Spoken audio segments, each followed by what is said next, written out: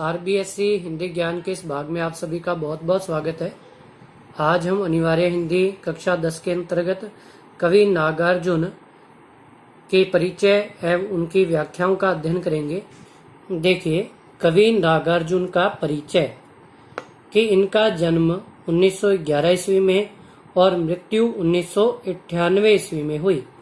इनका जन्म स्थान सतलका गांव, दरभंगा जिला, बिहार था और मूल नाम नागार्जुन नावकर वैद्यनाथ मिश्र था। इनके पिता का नाम गोकुल मिश्र, माता का नाम अपराजिता देवी था। इनका जो काल है वह आधुनिक काल है और ये प्रगतिवादी काव्य धारा के सशक्त कवि माने जाते हैं। इनका लेखन कौशल कविता और उपन्यास का रहा। इनकी प्रमुख रचनाएं तुमने कहा था, युग धारा, सतरंगे पंखों वाली, प्यासी पथराई आंखें और भस्मांकुर है। प्रसिद्ध कविताएं वे और तुम, आओ रानी हम ढोए पाल की, सिंदूर तिलांकित झील, पाषाणी, प्रेत का बयान, काली माई। प्रमुख उपन्यास रतिनाथ की चाची, वरुण के बेटे, बल चनमा, कुंभी पाक और दुख मोचन है। विशेषता इनकी कि कवि नागार्जुन मैथिली भाषा में यात्री उपनाम से लिखते रहे तथा हिंदी भाषा में इन्हें नागार्जुन के नाम से जाना जाता है अथवा नागार्जुन के नाम से इन्होंने अपना लेखन कार्य किया। इनकी रचनाओं में अन्याय, शोषण, अत्याचार के प्रति व्यंग्य का स्वर परिलक्षित हुआ है। ये प्रगतिवादी काव्य धारा के सशक्त हस्ताक्षर माने जाते हैं। 1969 में मैथिली भाषा के पत्रहीन नग्नगाछ के लिए इन्हें साहित्य अकादमी पुरस्कार भी मिला। आइए अब इनकी व्याख्याओं का अध्ययन करते हैं कल और आज कविता से। देखिए, इनकी जो कल और आज कविता है, देखिए, कल का अर्थ होता है बीता हुआ समय, आज का अर्थ होता है वर्तमान समय। यानी कि इस कविता के माध्यम से कवि ने यह संकेत किया है कि समय परिवर्तनशील होता है।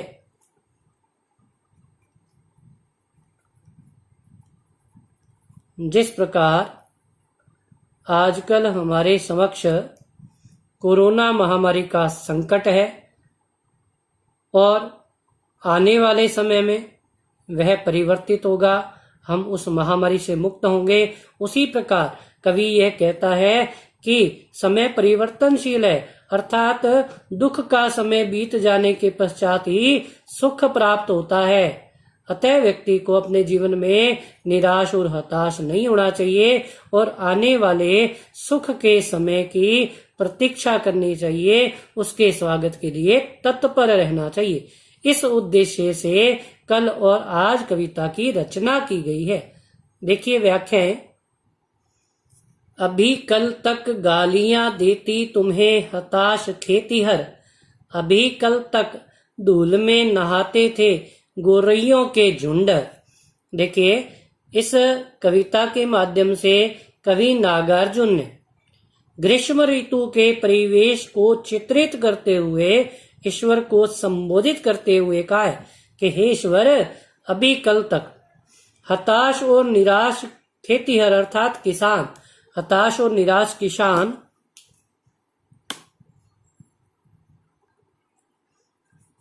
खेतीहर अर्थात किसान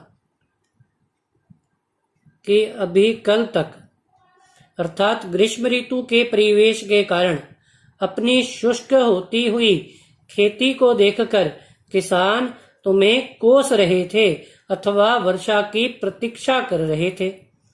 अभी कल तक धूल में नहाते थे गोरैयों के झुंड और अभी कल तक गोरैया पक्षी के झुंड धूल में खेलते हुए प्रतीत होते थे। अभी कल तक पथराई हुई थी धनहर खेतों की माटी, धनहर अर्थात धान उत्पन्न करने वाले।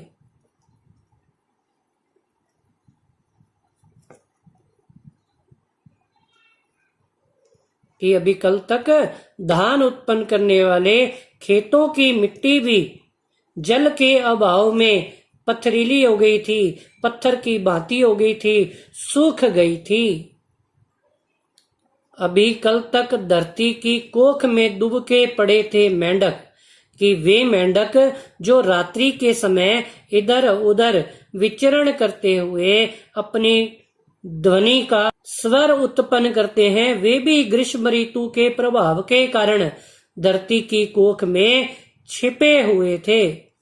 अभी कल तक उदास और बदरंग था आसमान, कि नभ भी बादलों से रहित था, धूल भरी आंधियां चल रही थी, लू व्याप्त थी, इसलिए चारों ओर कष्टदायक वातावरण था। ऐसे कष्टदायक मौसम के कारण लोग वर्षा के आगमन की प्रतीक्षा कर रहे थे। और आज ऊपर ही ऊपर तन गए हैं तुम्हारे तंबू, और आज चमका रही है पावस रानी, बूंदा बूंदियों की अपनी पायल। देखिए, यहाँ कवि ने वर्षा ऋतु के आगमन के कारण प्राकृतिक परिवेश के परिवर्तित होने के संकेत को चित्रित करने का प्रयास किया है। और आज ऊपर ही ऊपर तन गए हैं तुम्हारे तंबू। तंबू अर्थात यहाँ तंबू बादलों के लिए प्रयुक्त हुआ है।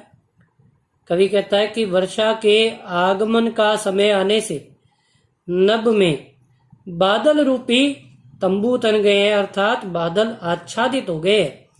और आज चमका रही है पावस रानी, कि पावस अर्थात वर्षा ऋतु।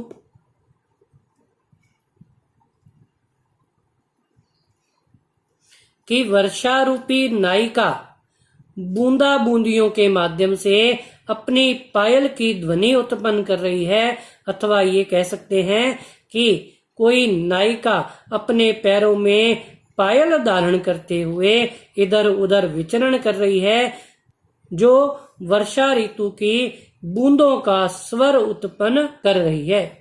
और आज चालू हो गई है झिंगुरों की शहनाई अविराम, और वर्षा के आगमन के कारण झिंगुर भी लगातार अपनी ध्वनि के माध्यम से शहनाई का स्वर उत्पन्न कर रहे हैं, अथवा पावस रूपी रानी के आगमन के स्वागत में शहनाई की ध्वनि उत्पन्न कर रहे हैं।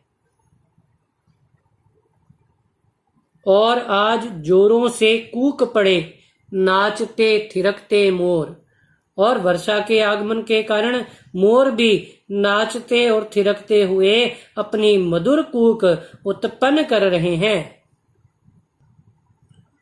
और आज आ गई वापस जान दूब की झुलसी शिराओं के अंदर, अर्थात ग्रीष्म ऋतु के प्रभाव ने घास की शिराओं अर्थात उनके अग्रभाग को जो झुलसा दिया था, उन झुलसे हुए अग्रभागों में भी जल के व्याप्त हो जाने के कारण उन्हें जान आ गई है, अर्थात वे भी अब हरी तीमा से युक्त हो गए हैं, उनमें भी हरा रंग व्याप्त होने लगा है।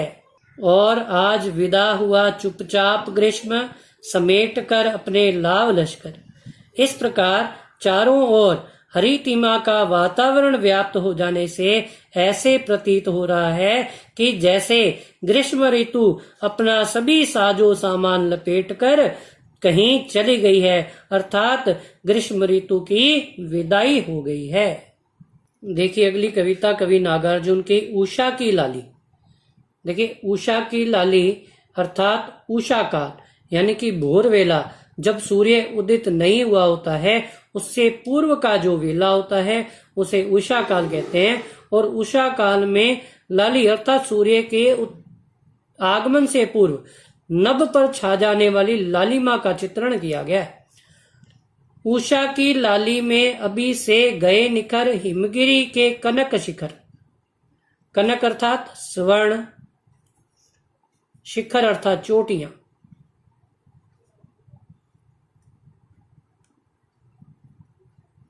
कवि कहता है कि सूर्य के आगमन से पूर्व नभ पर आच्छादित हो जाने वाली लालिमा के प्रकाश से हिमगिरी अर्थात हिमालय पर्वत की चोटियां भी स्वर्ण की भांति चमकने लगी हैं, अर्थात अत्यधिक सुंदर प्रतीत हो रही हैं। आगे बढ़ा शिशु रवि, बदली छवि, देखता रह गया अपलक कवि। अपलक अर्थात बिना पलक झपकाए।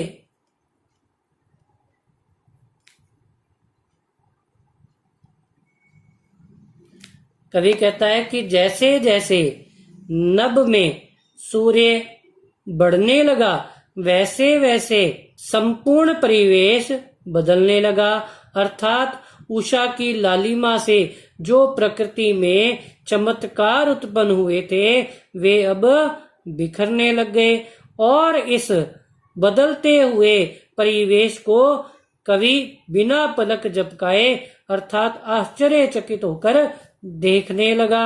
डर था प्रतिपल अपरूप यह जादुई आभा, जाए ना बिखर, जाए ना बिखर। अपरूप अर्थात कुरूप अर्थात जिसका सौंदर्य नष्ट हो जाए। कि कवि के मन में इस बदलते हुए परिवेश के कारण यह डर व्याप्त हो गया कि कहीं यह जादुई आकर्षण जो उषा की लालिमा ने व्याप्त किया था वह कहीं नष्ट ना हो जाए। उषा की लाली में भले हो उठे थे निखर, हिमगिरी के कनक शिखर।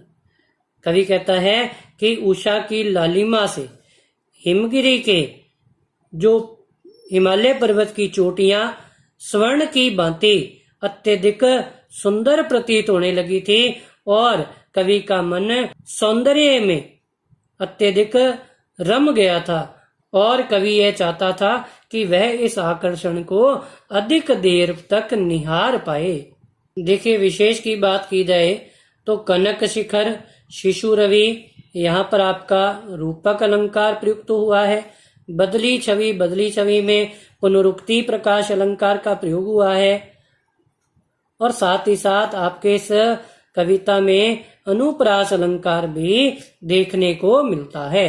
काव्य की भाषा सरल है और आसानी से ग्राह्य है।